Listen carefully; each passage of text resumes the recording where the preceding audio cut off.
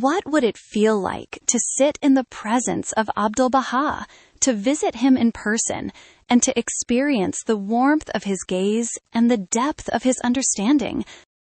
In the following inspiring podcast, you will hear the unforgettable stories of individuals who met Abdul-Bahá and carried the spiritual impact of those encounters throughout their lives.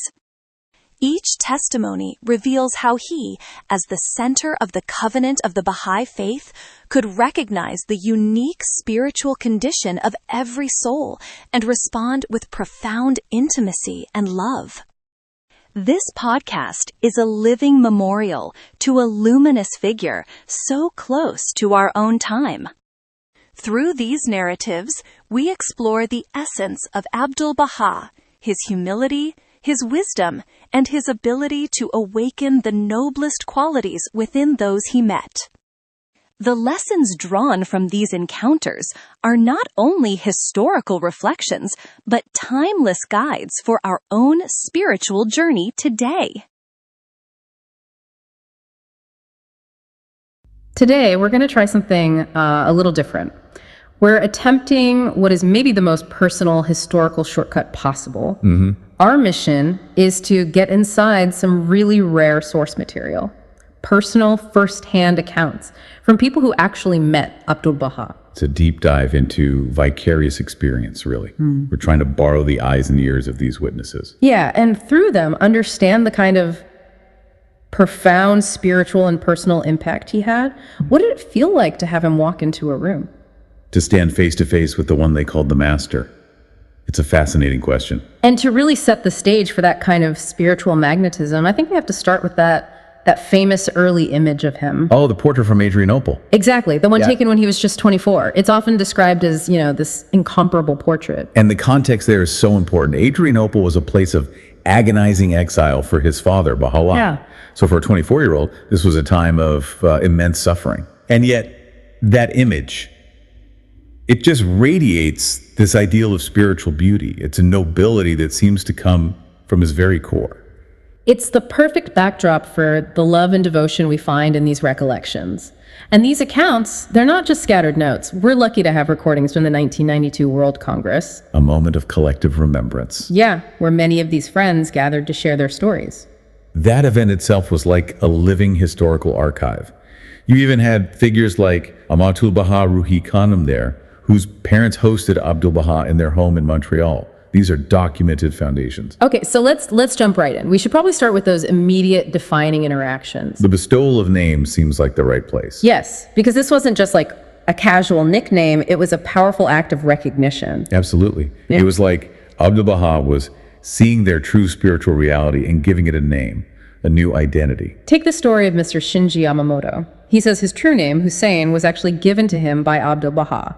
And this happened in Oakland, California, at the home of Mrs. Helen Goodall. But the detail that's just astonishing is the intimacy of it. Mr. Yamamoto was an adult, yet he had the blessing of sitting right on the master's lap. I mean, can you imagine? It's not a formal meeting. It's this immediate, almost parental closeness. It signifies such complete trust and love. Why do you think we see that so often? This physical closeness, sitting on a lap, being held in his arms. Was that just his way with everyone?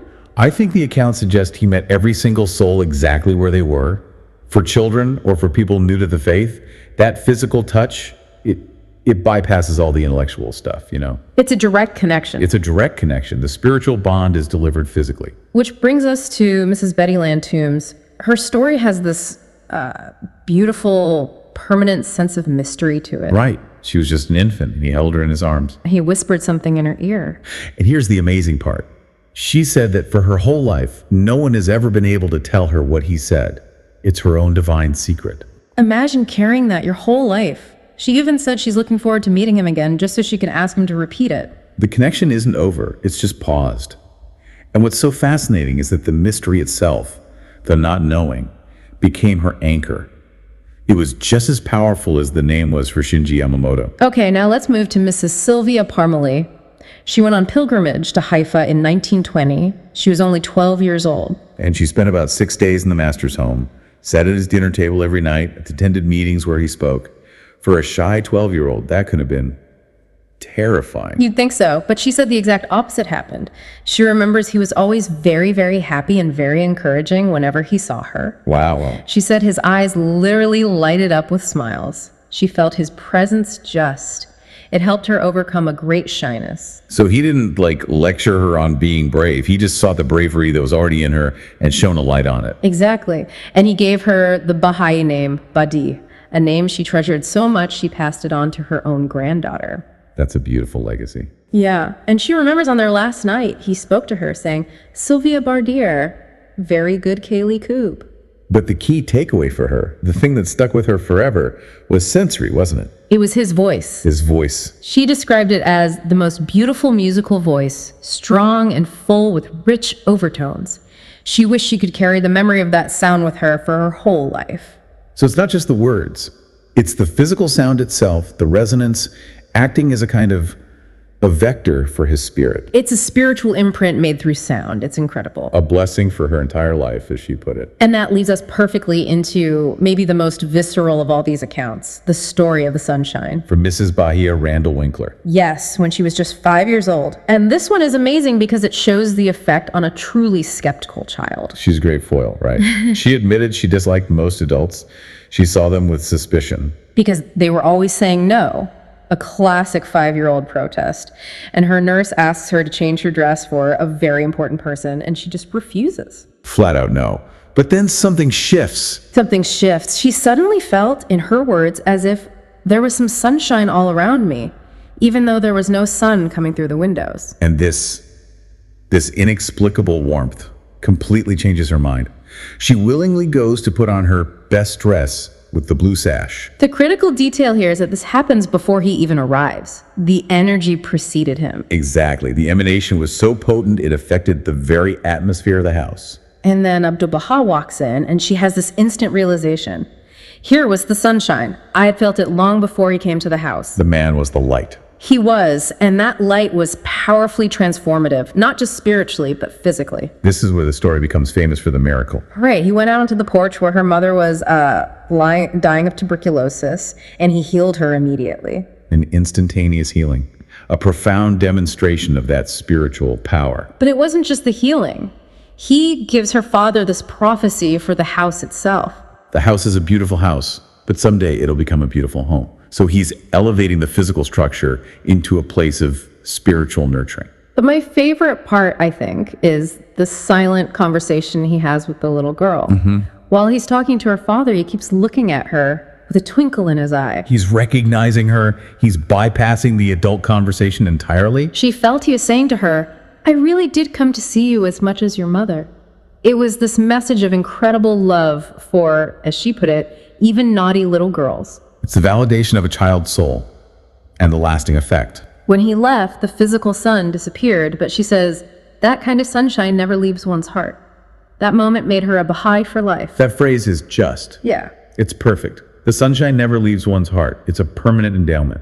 Now we need to shift gears a little to an account that captures Abdul-Bahá in a very different context. Yeah. More private, more reverent. Mr. Aziz Yazdi. Yes, who lived, he said, virtually in the household of the master from 1918 to 1921. He witnessed the master's personal devotion. And this takes us to Barji, the holiest spot on earth for Baha'is, where the shrine of Baha'u'lláh is. Yazdi was just playing in the gardens there, and he sees the master come out of the pilgrim house and start walking toward the shrine. And he describes this feeling, a power pulling me towards Abdul-Bahá. So he follows him. He was sure the master knew he was there, but he never looked back. It shows that incredible spiritual gravity again, doesn't it? Even when he was totally absorbed in his own devotion, he was still drawing people in. And the culmination of this is just, it's breathtaking. Yazdi follows him right into the shrine. And he sees Abdul-Bahá, just 4 or 5 yards away, go onto his knees and begin to chant the tablet of visitation. That's a specific prayer of deep devotion to his father, Baha'u'lláh. To witness that. Yeah. To see the center of the covenant, the head of the faith, in a moment of such profound servitude. Yazdi himself said he felt he had no right to be there in that holy spot. He felt it was only possible because of the grace, the bounty, and generosity of Abdul-Bahá. It raises a really important question that we have to address, which is, what is the master's station? What does all this mean? Exactly. These stories only make full sense if you understand his unique role in the faith. And this is where we have to, get into the theological terms a bit. He is the center of the covenant. Meaning he's the one authoritative interpreter and successor appointed by Baha'u'lláh. He ensures the unity of the faith. Right. And he's called the perfect exemplar because he perfectly embodied the teachings. Other titles are the most great branch and the most great mystery of God. And yet, the title he chose for himself, the one we use, is Abdul-Bahá. The servant of Baha. Just the servant. That humility defines everything we just talked about. The most great mystery chose to be the servant. And that depth of servitude is what allowed people to feel that transformative love and light. No, we need to step back for a second and just absorb the sheer proximity of all this to us today, because the timeline is really deceptive. It's so much shorter than you'd think. We are hardly removed from what's called the dawnbreakers of the heroic age. That term, dawnbreakers, it refers to that first generation of believers who sacrificed everything, right? Yes. And think about what Aziz Yazdi said. In 1944, he arrives in San Francisco, and he notes that virtually every member of the Baha'i community of that city had met Abdul-Bahá. And his visit was in 1912. He passed away in 1921. It's not that long ago. Not at all. And here's where it gets really mind-bending. The historical comparison. Go on. The time separating us now from the passing of Abdul-Bahá is actually shorter than the time between the life of Christ and when the Gospels were even written down. Wow. Okay, that really puts it in perspective. It's a striking thought, isn't it? It means that initial spiritual energy, that physical presence, is still almost within living memory. We're standing directly on the shoulders of the people who received that sunshine. Their stories aren't just dusty history, they are fresh foundations. So what does that mean for you, listening to this today? The sources say it means we are, in the grand scheme of things, true pioneers. Early enlistees in the Master's heavenly army. It connects everything we're doing right now directly to that first wave of transformation. We're continuing their march, and when the writings talk about the cohorts of supreme concourse, they're talking about this celestial assistance that is always there. We're not doing this alone. So we've covered the names and the mysteries, the power of his voice, that palpable sunshine that healed and changed hearts forever.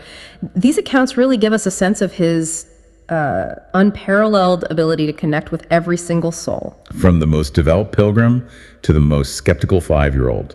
The core takeaway has to be the permanence of that influence. Once that spiritual warmth was felt, it never left. These people were armed with a memory that became the blessing of their entire lives. And for you, listening now, standing so historically close to the dawn of this faith, the sources kind of challenge us to consider. If we are seen as early enlistees, what lasting sunshine, what profound transformative insight do you carry from your own spiritual journey? Let's take these stories not just as inspiration, but as a charge to march on to new victories, knowing that we have, the full assistance of those spiritual cohorts guiding the way.